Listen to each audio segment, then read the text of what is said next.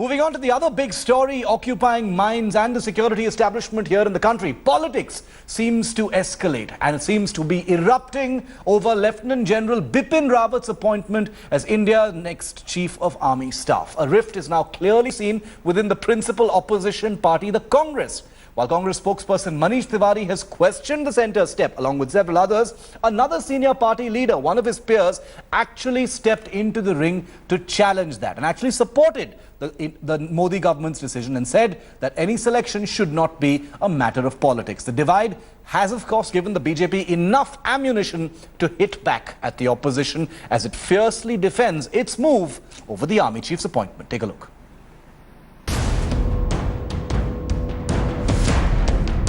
The Indian Army is fully used to conflict, but the controversy thrust upon it now has come straight out of the blue. The appointment of its next Chief of the Army Staff bypassing two senior officers. The slugfest over the appointment of Lt General Bipin Rawat as the new Army Chief has become a political volcano. While the BJP and Congress trade fire over the selection, there was another interesting twist on Monday.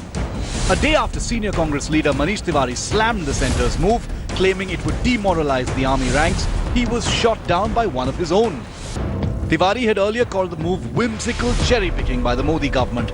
Is it that these officers who've been superseded were unqualified in any manner? Or is it whimsical cherry-picking which has been done by the BJP-led NDA government? An embarrassed Congress has had to issue a clarification in support of Manish Tewari's statement and saying that all others are personal opinions of respective leaders. This tug of war within the Congress gave the centre enough ammunition to hit back at the opposition and escalate the row further. The Congress isn't alone in its attacks. Now, when these kind of things are happening in the government of the NDA, particularly the BJP, then it is our duty to remind them of their past activities. The government has left no stone unturned to defend its decision, mainly citing Lt General Rawat's stellar experience and field record.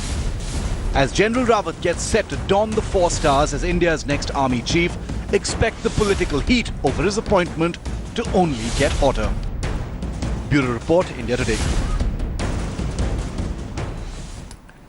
Athir Khan joins us. He's one of our top reporters and he's been at the forefront of reporting on the fallout of this decision. Athir, big politics, was expected in the appointment of the army chief. We all felt the reverberations right through the weekend, but it appears that the politics is not going to stop despite the divisions within the Congress itself. Well, absolutely, Shiv. The opposition and its rights has questioned the appointment and they are saying that it is cherry picking. But let us also not forget that by the end of the day, it's government's prerogative to appoint any top official in the government setup.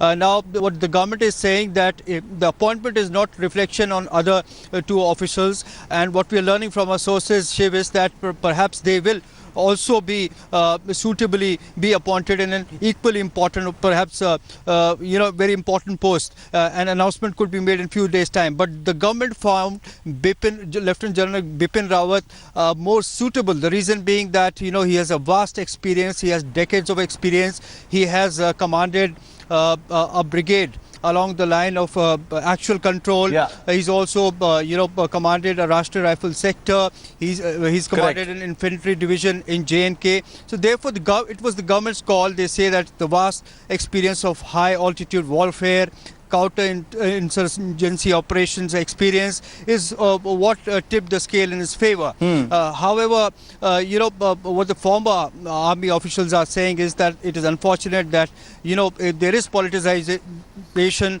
of appointments, top appointments within the army because it's a uniform force and it should be avoided. And, are we expecting any further politicization of this? Because, General Rawat takes over only at the end of the year, Athir. But, given what a sensitive issue this has been, the appointments of the army chief, the age issue during VK Singh's time, it's already an extremely politicized and touchy and vulnerable topic within the forces. So what is the sense you're getting from the establishment? Are they bracing for even more politics to be played on it? Well, absolutely. You see, the opposition is not losing any opportunity in questioning appointments being made at the top positions in the government. And as you rightly pointed out, it has happened in the case of Army Chief also. It has been happening.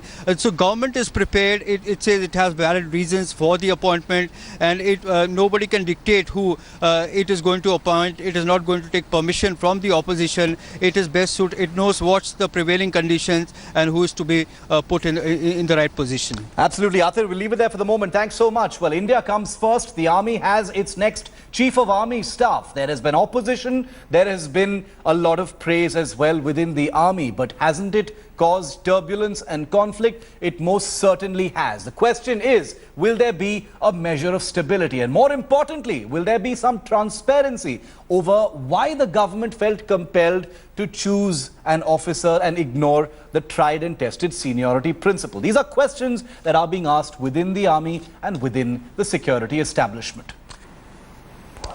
That's it on India First. Thanks very much for watching. News Today with Rajdeep Sardesai is coming up next.